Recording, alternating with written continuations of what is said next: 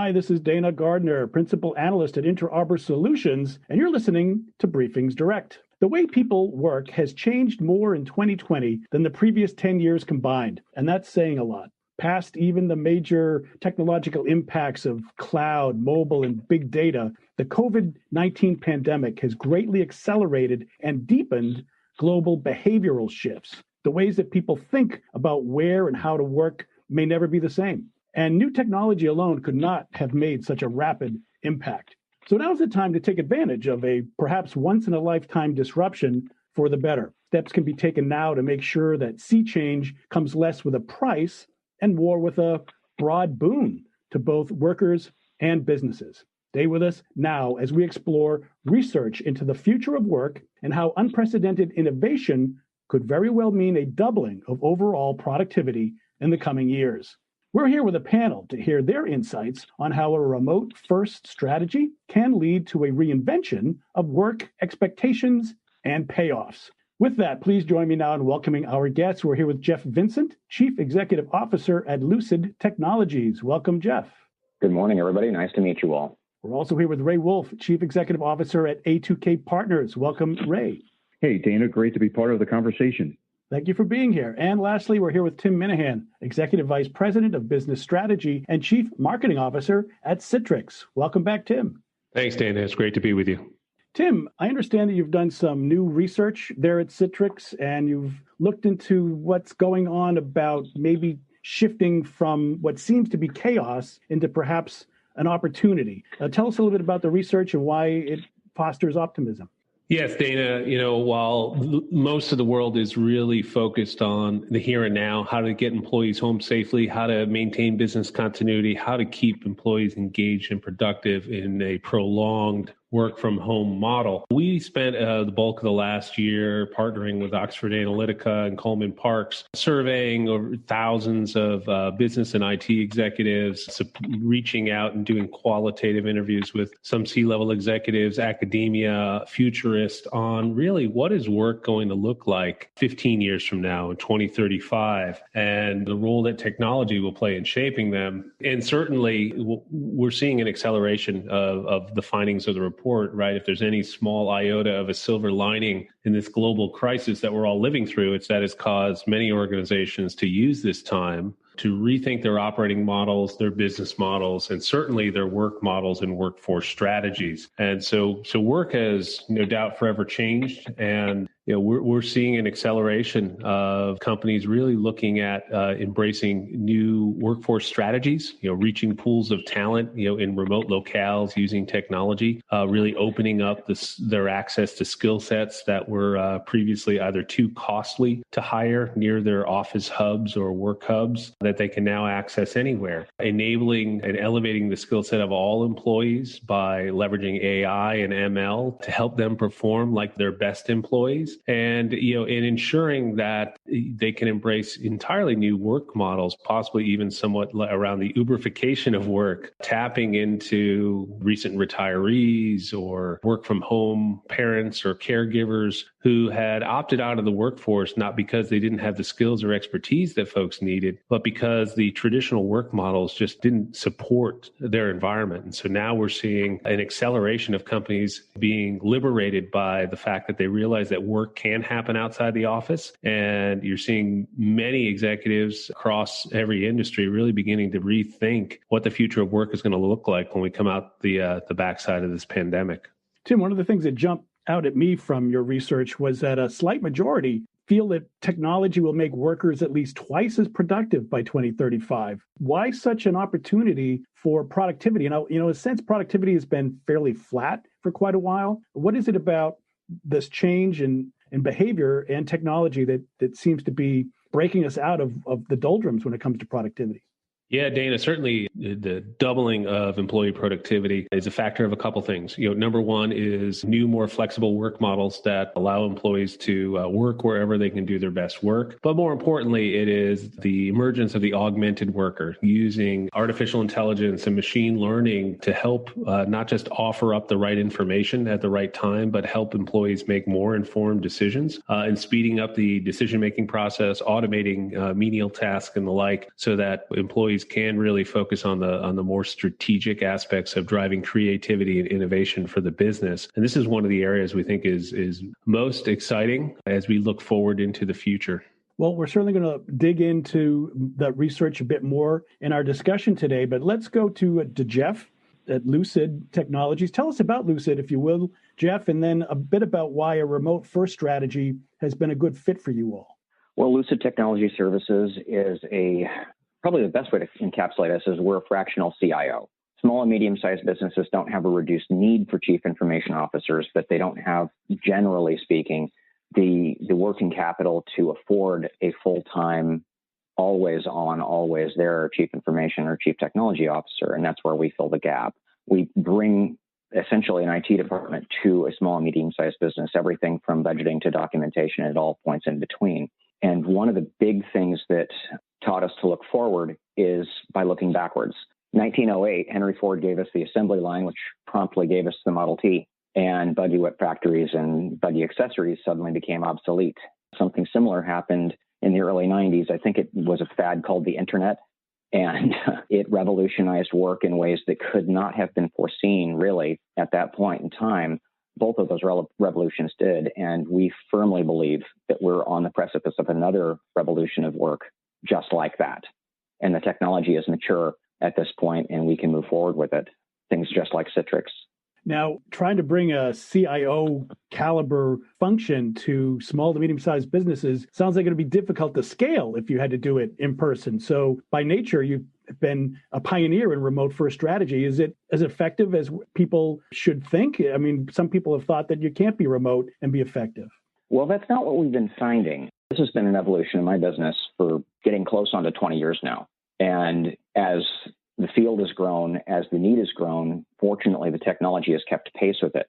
So, yeah, I think we're very effective because where previously, let's just say a CPA firm of, say, 15 providers or a medical firm of 3 or 4 doctors with another 10 or so administrative and assistant staff on site all the time, they had privileged information. They had privileged data, and they're under data regulations. And that needs safeguarding. Well, if you are Arthur Andersen or a large national firm, or you're Kaiser, or you're some really large corporation that has an entire team of staff on site, then that isn't really a problem. But when you're under 25 employees or under 50 employees, that's a real problem, because even if you were compromised, you wouldn't necessarily know it. So what we do is we leverage monitoring technology, next generation firewalling, and a team of people looking after the network operations center and help desk to head these problems off at the pass. And if they do develop, catch them when they're still small. And with a light, agile team that's got heavy on tech and the infrastructure behind it, very few people can do a lot of work for a lot of people. And that, I think, is the secret sauce of our success. Jeff, I was just wondering, from your experience with your CIOs that you're providing to these companies, how often is it the CIO compared to other C-level positions that they're driving the remote work strategy? I don't think remote work prior to the pandemic could have been driven from any other locale, any other seat in the room. The chief technology officer, it's his job, it's his entire ethos to keep your finger on the pulse of technology and where it's going and what it's doing currently. In my experience, anybody else in the team has got so much else going on. Everybody's wearing multiple hats. Everybody's doing double duty. So the chief technology officer is where that would be driven. What I've seen in my own business is that now the pandemic has happened, I generally am not leading the discussion. I'm answering the questions. So that's been very exciting. And that's been the silver lining, one of the silver linings that I've seen through this very trying time, that we're not forcing the conversation anymore. We are responding to the questions that we've always had. But I mean, I certainly didn't ever envision a pandemic shutting down business, but clearly the possibility was there. It's been a lot easier conversation to have over the last bunch of months. Ray, if you would, tell us about A2K Partners and what do you see in common with Jeff Vincent at Lucid in terms of your perceived value in a remote first strategy? Yeah, A2K Partners, we're a digital transformation company, and our secret sauce is that we translate technology into business outcomes and impact that people care about. Our company was founded by individuals that were previously in C-level positions running global organizations, and we were consumers of technology. And honestly, we didn't really want to spend a lot of time configuring, thinking through the technology. It's kind of like just speed things up, drive efficiency, drive revenue and growth. So we essentially built the company around that. The areas that we focus on are work redesign, work orchestration, and employee engagement. So we're leveraging platforms like Citrix for the future of work and for bringing those productivity enhancements. But the actual process of doing the work, what's the current state, what's the future state, that's where we spend a lot of time. As for a remote first strategy, I want to highlight that our company is a nomadic company. We actually recruit people who want to live and work from anywhere. We think there's a different mindset there. They're more apt to accept change and embrace, and there's some great stories that go along with that. So untethered work is really key. What we have been seeing with our clients and the conversations that we're having currently today is that the leaders are every organization at every level is trying to figure out, how do I come out of this pandemic better than when I went in? Some actually feel victims, and we're encouraging them that this is really an opportunity. Some statistics that we have uncovered from the last 3 economic downturns, one very interesting is that companies that started before the downturn in the bottom 20% actually emerged in the top 20% after the downturn. And you ask yourself, how does a mediocre company all of a sudden just rise to the top through a crisis? So this is where we've been spending some time in figuring out what the plays that they're running and how to help them execute it. The last point, Dana, I'll make is the companies out there that have decided to use this as a period of time to actually change their business model, change services and products they're offering, are doing it in stealth mode. They're not noisy. There's no press releases. But I will tell you, next March, next June, and then next September, what will be coming out from them is something that will create an Amazon-like experience for their customers and for their employees.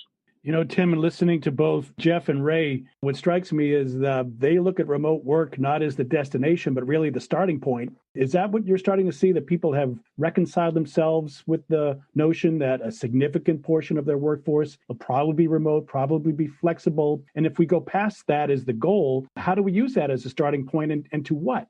Yeah, Dana, I think, as Jeff said before, companies are beginning to rethink their work models in ways they haven't since Henry Ford. We just did a recent one-poll research with thousands of U.S.-based knowledge workers, and some 47% have either relocated out of big metropolitan areas or are in the process of doing that. Right now, they see that they can, primarily because they've proven to themselves that they can be productive when not necessarily in the office. Similarly, you have somewhere of 80% of companies now looking at making remote work a more permanent part of their workforce strategies. And why is that? It is not just merely, should Sam or Sally work in the office or work at home? No, they're fundamentally rethinking the role of work, the role of the workforce, and the role of the office, and what role the physical office will play. And so for the role of the workforce, they're seeing an opportunity, not just from real estate cost reduction, but more so from access to talent. If we can remember back 9 months ago, before the great pandemic,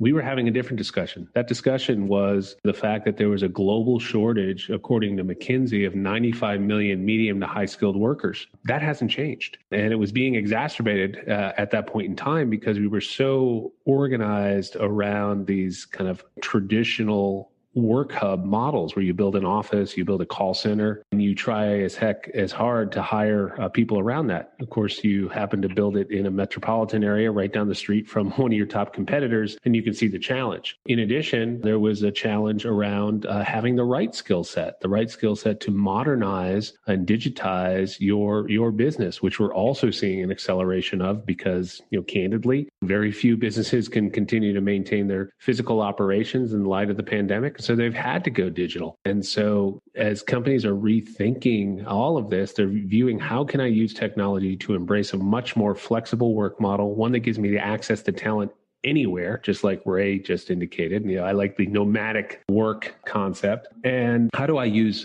technology to raise the skill set of all of my employees so they perform like the best? And this is where that interesting angle of AI and ML, being able to offer up the right insights, being able to guide that employee to the right next step in a very simple way that removes the noise from their day and helps them focus on getting, whether it's the task they need to get done to be productive or giving them the space to be creative and innovative to drive that next level of growth for your company. Jeff, it sounds like the remote work and the future of work that Tim is describing kind of sets us up for a force multiplier when it comes to addressable markets, not just addressable markets in terms of your customers can be anywhere, but now your workers can be anywhere. Is that one of the things you think will lead to a doubling of productivity, that almost limitless ability for an installed base as well as a workforce? Oh, certainly. And the thing about truth is that it's where you find it. And if it's true in one area of human operation, it's going to at least have some application in every other. For example, I live in the Central Valley of California. And because of our climate, because of the geology, because of the way this valley was carved out of the hillside, we have a disproportionately high level of ability to produce food. So there's just one of the major industries here in the Central Valley is agriculture. You can't do what we do here just anywhere because of all those considerations: climate, soil, amount of rainfall, and when it comes. The fact that we've got one of the tallest mountain ranges right next to us that gives us tons of water, even if it doesn't rain a lot here in Fresno. But you can't outsource any of those things. You can't move any of those things. But that's becoming a rarity. So when the discussion was going earlier, is that yes, you can, if you focus on a remote first workplace, you can source the talent from anywhere. You can locate your quote unquote business center anywhere. So you've got a much greater recruiting pool, both for clientele and for talent. And one of the other things I think that it has been driven by this pandemic is that people have been forced to go home and stay there and work there, because either you're going to figure out a way to get around the obstacles of not being able to go to the office, or you're going to have to close, and nobody wants to do that. So they've learned to adapt by and large. And the benefits that we're seeing they're manifold. They go into everything. Our business agility is much greater. The human considerations of your team members, where they've had to previously kind of have this artificial dichotomy between work responsibilities and home life. Think of a single parent trying to raise a family and put bread on the table. With a remote first workplace, it becomes a much easier question to answer. Your son, your daughter, they have a medical appointment. They've got a school thing. They've got something going on in the middle of the day, where previously you'd have to request time off, schedule around that, move other team members into place potentially. And so this person could go and be there for their child or their aging parents, or any of the other hundreds of things that can go sideways with a family. Well, with a cloud-based workforce, that becomes much less of a problem. You've still got some challenges you've got to overcome, but there's fewer of them. And I think everybody's reaping the benefits of that, because with less people needing to be in the office, that means you can have a smaller office, less people on the roads, less environmental impact of moving around and commuting for an hour. Ray Wolf, what we're hearing from Jeff is that flexibility and adaptability are part and parcel with remote work, but that also has to apply to the technology. What is it about the technology that is enabling people to be flexible and adaptive, and that nomad characterization? What do you look for in the technology platforms to give those people the tools they need? I could first start out, by talking about the current technology situation. The average worker out there has 8 applications open in 10 windows. And the way that technology is being provisioned to some of our workers remote is actually working against them. So we have this technology sprawl, because just giving someone access to a CRM system or an HR system essentially doesn't make them more productive. It doesn't really take into consideration how they like to do work. And when you bring on new employees, it leaves it up to the individual to figure out how to get stuff done. With the new platforms, Citrix Workspace with Intelligence, we're able to take those mundane tasks and lock them into memory muscle through automation. And so what we actually do is free up time and energy using the Citrix platform so that people can start moving and essentially upskilling, taking on higher cognitive tasks and building new products and services. So that's really what we love about it. The other side of it is it's kind of no code and low code. The key here is just figure out where to get started, making sure that the workers have their fingerprints on the plan, because your worker today knows exactly where the inefficiencies are. They know where the frustration is and the high value. So we have a number of use cases that in a matter of 6 weeks, we were able to unlock almost a day per week worth of productivity gains, of which one of our customers in the sales space, a sales VP, coined the word proactivity. For them, they were actually taking that one extra day a week and starting to be proactive, pursuing new sales and leads and driving revenue where they just didn't have the bandwidth before. Some of our own polling here in the last week, about 200 executives, we've been doing future of work webinars for a while. We discovered that 50% of companies are actually scaling down a bit on their resources because they're unsure of the future. And that leaves them with a situation of doing more with less. And that's why these automation platforms are ideal for freeing up the time and energy so they can deal with the reduced workforce, but still giving them some bandwidth to go and pursue new services and products so they can come out and be in that top 20% after the pandemic is over. Tim, I'm hearing Citrix Workspace being referred to as an automation platform. I hadn't quite thought of it that way, but why is Ray right? Why is what Workspace is doing not just helping people connect, but is helping them automate and accelerate their productivity? Yeah, so Ray put his finger on the pulse of the third dynamic we were seeing pre-pandemic, and it's only exacerbated, and that is the fact that we talked first about the global shortage of medium to high skilled talent. Then we talked about the acute shortage of the skills that folks needed. Jeff talked about developers. There's AI. There's analytics. There's business intelligence folks, and then the third part is if you're lucky enough to have that talent, it's likely they're very frustrated at work. Gallup poll says 87% of employees are disengaged at work, and that's being exacerbated by all the things that Ray talked about. We've provided them with all these tools, all these different channels, Teams and Slack and the like, and they're meant to improve their performance and collaboration, but we've reached a tipping point of complexity that really has turned your top talent into task rabbits. And what Citrix does with our digital workspace technology is it abstracts away all of that complexity. It provides a unified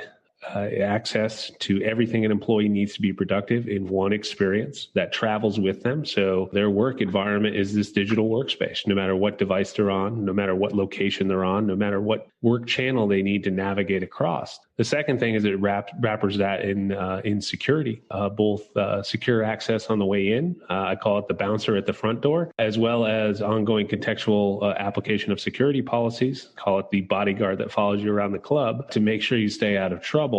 And that gives IT the confidence that those employees can indeed work wherever they need to and from whatever device they need to with a level of comfort that their company information and assets remain secure. But what gets exciting now is the intelligence components, right? So infusing this with machine learning and artificial intelligence to automate away and guide an employee through their workday and automate away those menial tasks so they can focus on what's important. And that's where folks like A2K come in which they can indeed bring their intellectual property and understanding the business process and using those low to no code tools to actually develop extensions to the workspace that meet the needs of individual functions or individual industries and personalize the workspace experience for every individual employee. So he had mentioned Salesforce productivity. They're also doing call center optimization. So very, very discrete solutions that before were required you to navigate multiple different applications and the like are now handled through a micro app layer that simplifies the engagement model for the employee, offering up the right insights and the right task at the right time so that they can do their very best work.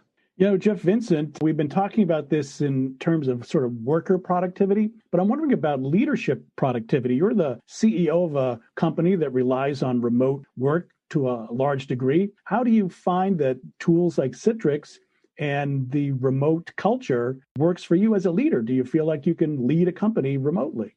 Absolutely. the material I'm hearing, I'm trying to take a sip out of a fire hose right now, I feel like, because there's everything that I'm hearing is exactly what we've been seeing, just put perhaps a bit more eloquently and with a bit more data behind it for quite a long time now. Leading a remote team really isn't any different than leading a team that you look at.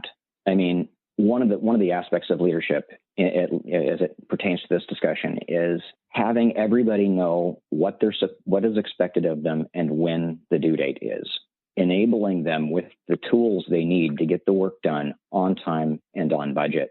And with the workspace, with Citrix Workspace technology, the workflows that automate the expense report approval, that automate calendar appointments in some cases, automate the menial tasks that take up quite a lot of our time every single day, become seamless. They happen almost without effort.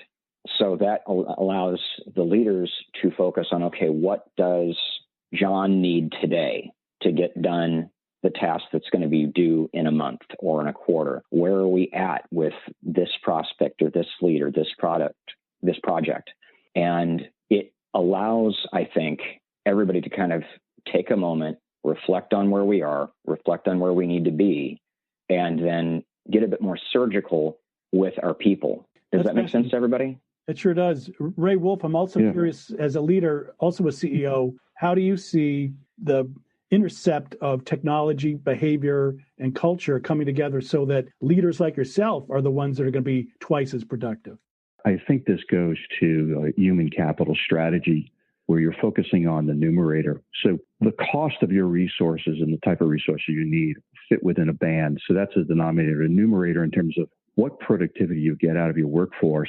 There's a number of things that have to play. It's, people, process, culture, and technology, but not independent and operating in a silo.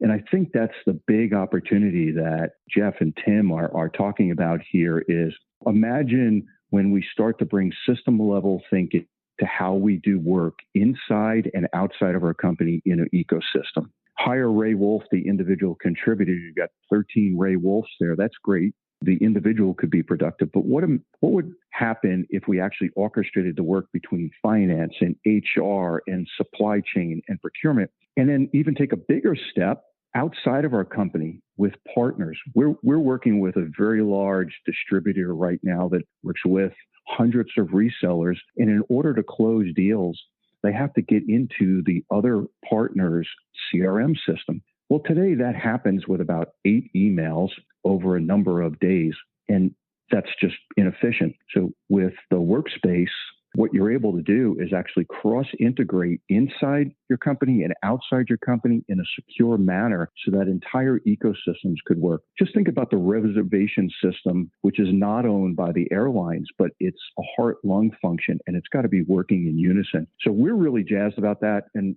how did we discover this? 2 things. One, I'm an aerospace engineer by first degree, so I saw this come together in complex machines like jet engines. And then second, running a global company, I was spending 80 hours a week trying to reconcile disparate data. One said sales was up, one said productivity was up, and then my profit margins were down. I couldn't figure it out without spending a lot of hours. And then we started using this type of thinking, which is now accelerated with the Citrix Workspace.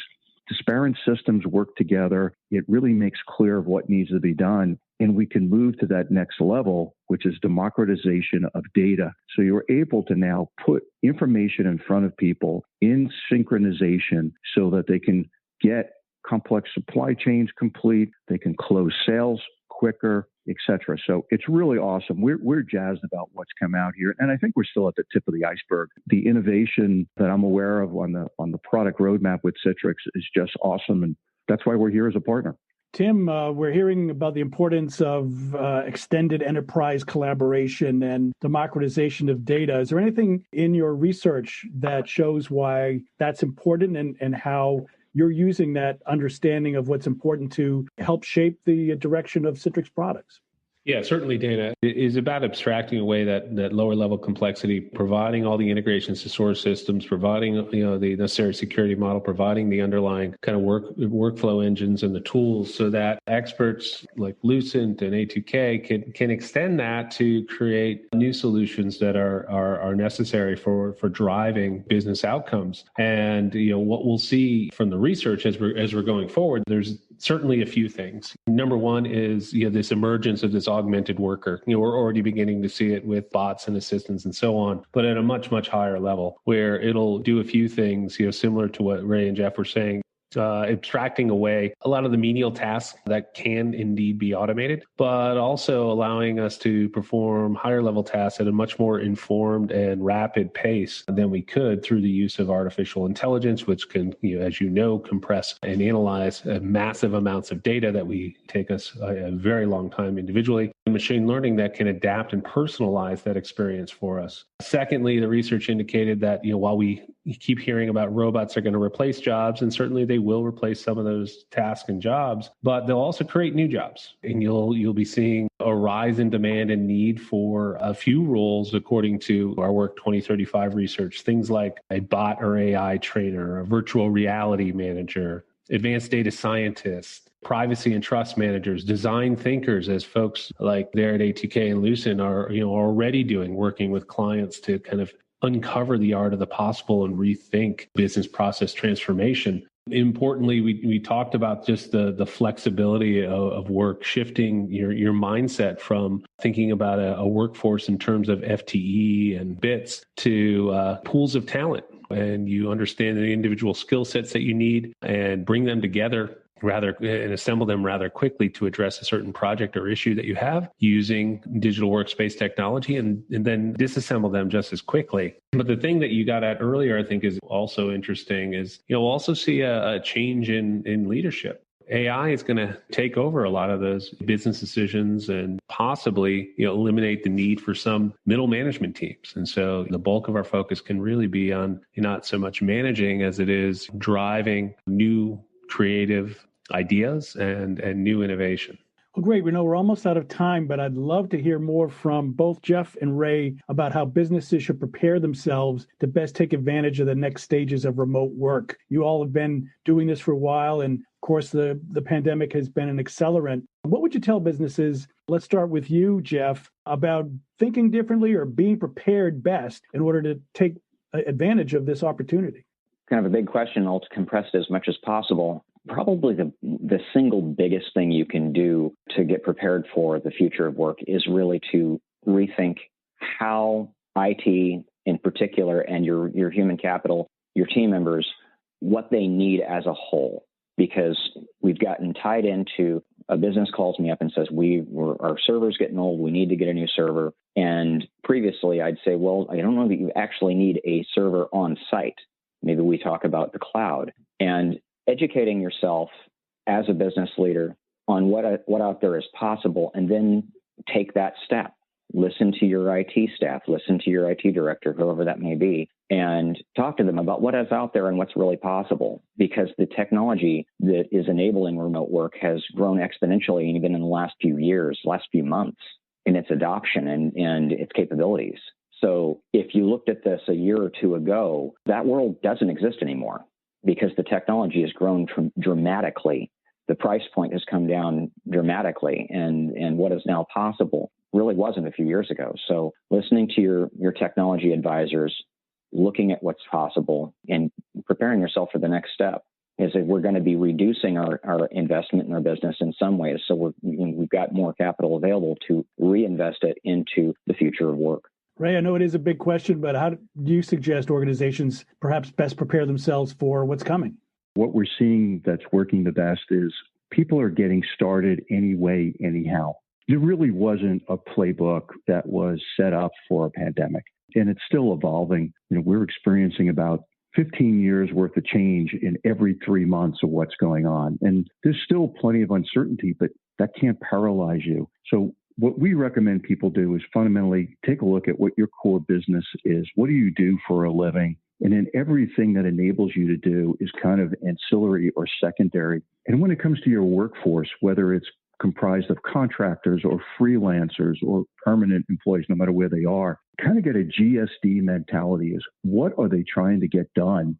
Don't ask them what systems yet. Just say, what are you trying to get done?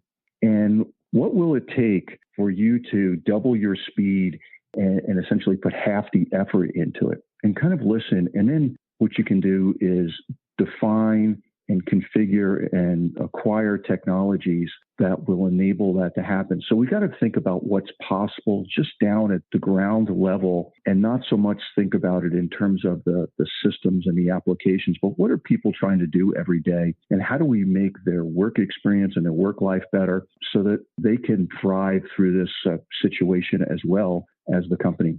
Tim, last word to you. What did you find the most surprising or what was unexpected about the research that came from the Work 2035 project? And then for those folks that are intrigued by it, is there a way for them to learn more about this research or access it through Citrix? There was quite a bit tied up in the Work 2035 project. One of the most alarming things to me, and the one we've gotten the most, I would say, visceral reaction to, is there was certainly a dichotomy between executives and employees around certain topics. The one that was probably most extreme was the anticipation that by 2035, in order to gain an advantage in the workplace, that employees would literally be embedding chips, microchips, to help them process information and be far more productive in the workforce. I'm interested to see whether that comes to bear or not, but certainly it's very, very clear that the role of AI, machine learning, we're only scratching the surface here as we continue to drive to new work models, new levels of productivity. And I think we certainly will and already are seeing the beginnings of the augmented worker and just what's possible when you have, if you will, bots sitting alongside virtually and physically alongside employees in the workplace. I think we're seeing the future of work accelerate much, much quicker than we anticipated. And as we emerge out the other side of the pandemic, folks with the guidance of folks like Lucid and A2K, companies are beginning to really rethink their work models and liberate their thinking in ways they hadn't considered for decades. So it's an incredibly exciting time. And where can people go to learn more about your research findings at Citrix? Yeah, certainly. So view the Work 2035 project. You can find the foundational research at citrix.com. But this is an ongoing dialogue that we want to continue to foster with thought leaders like Ray and Jeff, also academia and governments, as we all prepare, not just technically, but culturally for the future of work. Well, great. I'm afraid we'll have to leave it there. You've been listening to a sponsored Briefings Direct discussion on the impacts from a once-in-a-lifetime disruption of how people are thinking and going about their work. And we've learned how a remote-first strategy can lead to a reinvention of work expectations and payoffs, including perhaps a doubling of overall productivity in the coming years. So a big thank you to our guests. We've been here with Jeff Vincent, CEO at Lucid Technology Solutions. Thank you so much, Jeff. Thank you, guys. I really have had a great time being a part of this discussion, and I look forward to the next one. And a big thank you as well to Ray Wolf, the CEO at A2K Partners. Thank you, Ray. You're welcome, Dana. It's great to explore this topic. And thank you also to Tim Minahan, Executive Vice President of Business Strategy and Chief Marketing Officer at Citrix. Always a pleasure, Tim. Thanks, Dana. Really enjoyed the discussion. And lastly, a big thank you to our audience for joining this Briefings Direct remote work innovation discussion. I'm Dana Gardner, Principal Analyst at Inter Arbor Solutions, your host throughout this series of Citrix-supported Briefings Direct discussions. Thanks again for listening. Please pass this along to your community and do come back next time.